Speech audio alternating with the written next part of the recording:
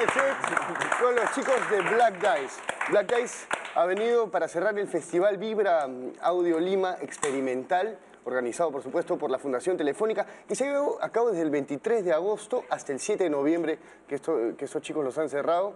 Es un evento que ha albergado a 18.000 personas a lo largo de estos 2 meses y medio. Ellos son Black Dice, estamos con Jorn, estamos con Aaron y estamos con Eric. Ellos tienen tocando. How long have you been playing? We started You started in 10 years ago, I guess. Maybe the first record came out in '97, but Eric and I started playing at home in Maine, where we grew up, and then through high school and university, continued to do it, and until we moved to New York, which is where we met Aaron about 8 years ago. What was the first kind of music you were doing? I've heard it was not as experimental as it is now. Aaron? It was still like challenging ideas for sure, but it was much more conventional instruments. You know, we were talking, it was like bass, guitar, and drums, and just us and a singer. But it was a lot different. It was, you know, we could have done the whole set in like 5 minutes. More kind of punk and trashy, no? Yeah, very much. I mean, we wanted to make something really fast and really messed up sounding, and I think a lot of times the songs just came out sounding like noise, and that became attractive, so we started using those sounds to write our songs rather than normal chord progression. Is it hard to get to know how to operate these instruments? ¿Es difícil aprender a manejar estos instrumentos? It was, It takes time? Yeah, it takes time. When we started in a small city in Providence, and a lot of the bands were making really messed up sounding music, and but it became the thing where nobody could play in clubs because no venues would book you. So the idea was to build your own PA. So we kind of learned a lot from. What do you mean by PA? Loudspeaker system in the club. A lot of the clubs in America had really crappy sound systems anyway. So for us, in the places that we were playing and our friends were playing, it made sense to like build these massive walls of stuff. So it took a lot of. I mean, we've destroyed a ton of equipment. It takes a lot of time and money. Time and money. Yeah, we've had to have people build things specifically for us. We've had to, so it's taken a long time, but now at this point we know what's going on. But as you could tell by us setting up, it's very possible for there to be one little problem that you have to. What is the concept of noise music? ¿Cuál es el concepto de noise music? Because people, maybe they think it's just noise you do, and there's no coordination between each sound. Yeah, no structure. ¿Cuál es el concepto? Les estoy preguntando si hay una estructura o si es simplemente ruido que hacen hacia el azar. I mean, personally, I feel like it's. I feel like we all spend a lot of time listening to a lot of music, and I can go the rest of my life without hearing the Rolling Stones. I can go the rest of my life without hearing, you know, like a lot of that stuff.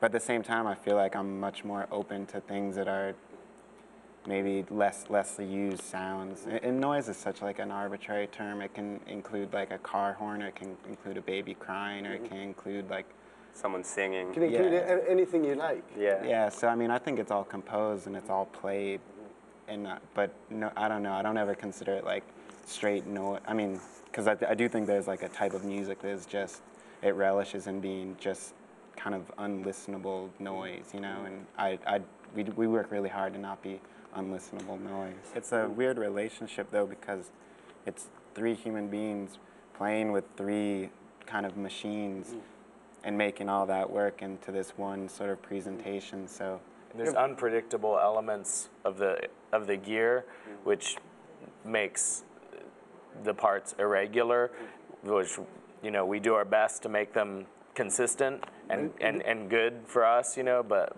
it is a little difficult sometimes. It requires a lot of attention for you to see what or to hear what the other guys are doing, right? At the best of times, it doesn't. Yeah. Actually, if I could just add one more thing about that, I mean, I think for us, Eric was saying we listen to a lot of music, and the bulk of electronic music that you hear is so rigid and so regular and so unhuman sounding that the reason we are the way we are is not it's not an accident. I mean, we choose to play these sounds that have irregularities and things too, because to us that's like a human being interacting with this stuff, as opposed to working a machine or something like Would that. you say you're an irregular kind of guys as well? Maybe. Maybe. I don't know. You have to ask our parents. I don't know. Ask our family or this crew out here, and they'll tell you. It depends in your mood, the way you play. Depende de tu estado de ánimo. It's more like a vibe. Una vibra que hay.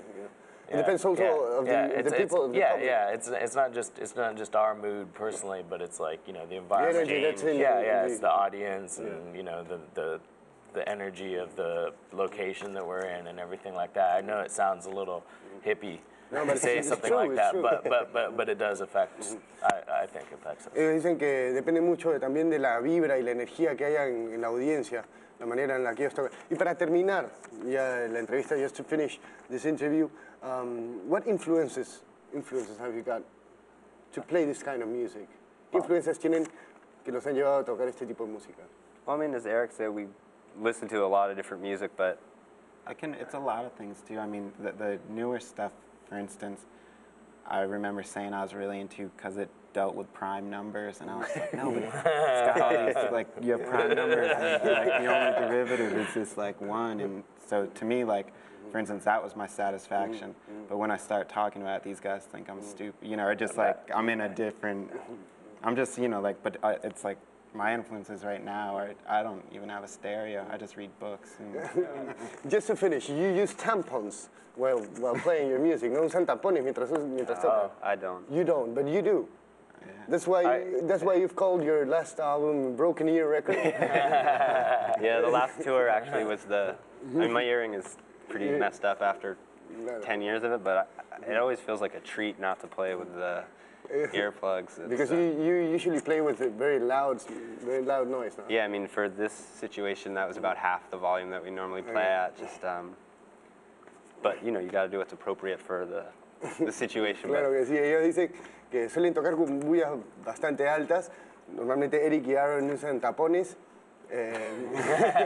Jordan no lo usa, por eso es que está con el oído fregado.